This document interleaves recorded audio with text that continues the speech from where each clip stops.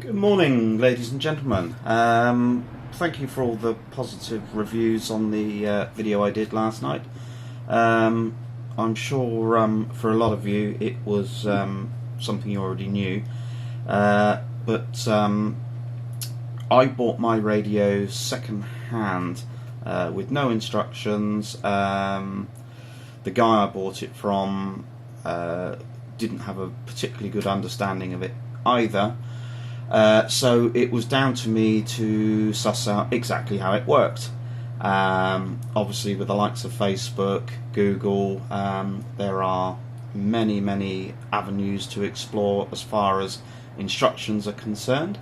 You can download the manual, but I personally have never been a huge fan of manuals. I like someone to show me simply, easily, and I tend to retain it a little bit better there. I'm still learning with this radio, and there are still bits and pieces of it that that I've yet to discover, but certainly from the basics point of view, it's enough to get people off the ground. So following on from the my previous video, we're just going to have a quick look at the search function. Basically this gives you the option to search through the range of frequencies that the radio is capable of receiving. The banks are done preset. I can't remember what the preset ranges are. I will look it up and I'll put it up later, but basically it will run through its range of frequencies that it can cover, and then it'll display what it's found. I'll turn it on, we'll fire it up, and we'll just see what we can get. I have got most of the stuff that I do apologise. Yeah, so my radio is programmed for most of the stuff that I can pick up around here. So it's not going to do any more than what I've already got, but we can do it anyway. So obviously we turn the radio on. We need to go to the search function. Right. So at the moment it's saying nothing to search. That's because we haven't selected a bank, so a range of frequencies. By pressing 1, 2, 3, 4, 5, 6, 7, 8. 9 and 0, that selects the banks, so the preset range of frequencies.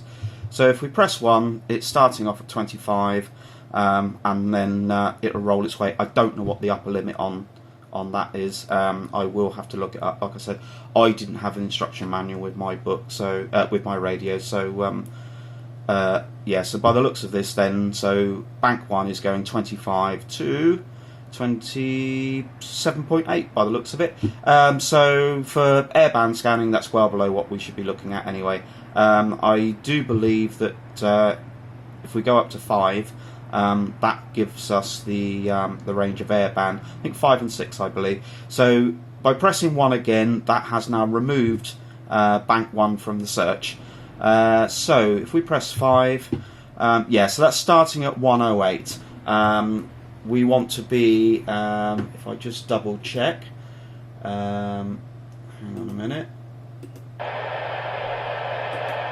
Okay, so that's picked up a bit of noise there. Right, so yes, airband is, we're starting at 118 and we finish at 136. So on this, right, it's locked out on a frequency, it's just noise, so we'll just press search again, and that'll send it on its way, and again, we'll bounce that on through. But yeah, 118 to 136 is the general range of civilian airband. Right, I missed that one unfortunately, but we'll go back to that in a second. Search again. Right, okay, so there's a frequency. You've got to be quick with this. The hold time's not very long. I'll have to have a look and see whether or not that can be altered. So we've scanned through, it's found a frequency, I've held it. That's now going to stay there. So now then we press the, if I just turn that down now, we don't need to listen to that. Right, so we found a frequency, so if we press the function, hang on, still on volume, function, enter. So it's now asking us if we'd like to save the frequency. So we press enter, and it's asking us save 1241500. That's going to save that to channel 66 because that's my first empty bank, or my first empty channel, which is in bank 2. So yes, E, no, dot. So I will save this one, so enter, that's now saved. Like my previous video, we basically now follow the steps that we did when we enter a frequency. So that's now in. We can now go to edit the tag. I don't know what 1241500 is off the top of my head. Google's really good. If you put in 124.150 MHZ, usually if it's one that someone's come up with before, it comes up. There's loads of good websites that will identify a frequency for you. Obviously there's Facebook you can come back to. So again, edit tag, that's done via the rotary knob again. We can cycle our way through the characters, and then the the right arrow to follow on. So yeah, and then obviously we can do what we like with that, put in the correct tag. Once you've done, press enter, that's now saved in there. Scroll down and exit.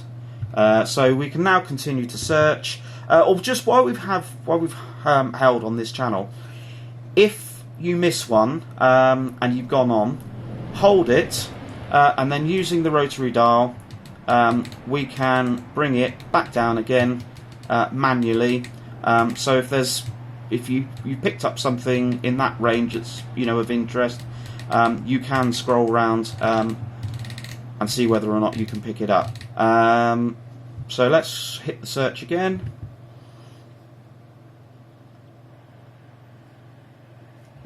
And I'll turn this up now just to, right, so static. There we go.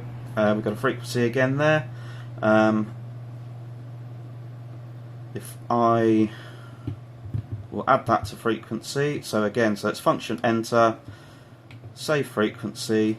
It's now going to go to 67 because that's the next one. So enter.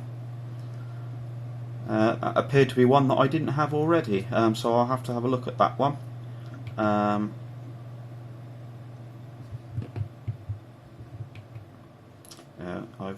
Right.